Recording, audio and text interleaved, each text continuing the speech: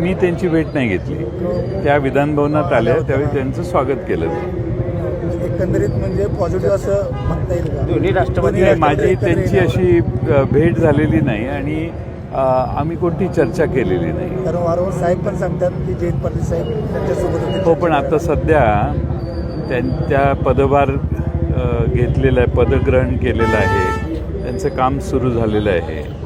त्यामुळं त्यांच्या कामाला शुभेच्छा देण्यासाठी मी तिथं हजर होतो.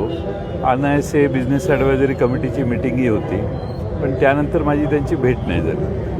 आमदार सदाभाऊ खोत यांनी तुमच्यावर खालच्या दर्जाचे आरोप केलेले आहेत. तुम्ही कटकारस्थान करता, अगदी महाराष्ट्राचे शकुनी मामा सुद्धा आहात, अशा पद्धतीने त्यांच्या मुलानं सुद्धा चुकीचे आरोप केलेले आहेत.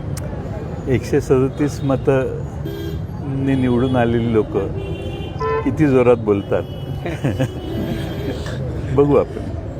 अपेक्षेपेक्षा जास्त संख्याबळ आता आपल्याला मिळालेलं आहे. काय वाटतं?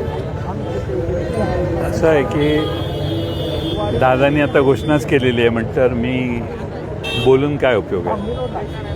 आपलं संख्याबळ एवढं आहे, मग काँग्रेस आणि आपण आणि परत शिवसेना समविचारी पक्षाबरोबर आपण वरती जातात.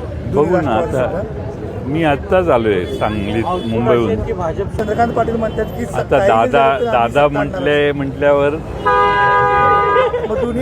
दादांच्या विरोधात मी कधीच काही बोलत नाही. त्यामुळं दादांनी एखादा विधान केलं तर दादांना उत्तर देणं मला योग्य वाटत नाही. दादांची रक्कम होणार का?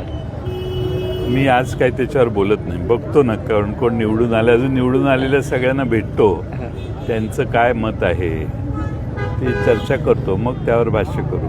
चंद्रकांत दादांची भविष्यवाणी खरी ठरेल का?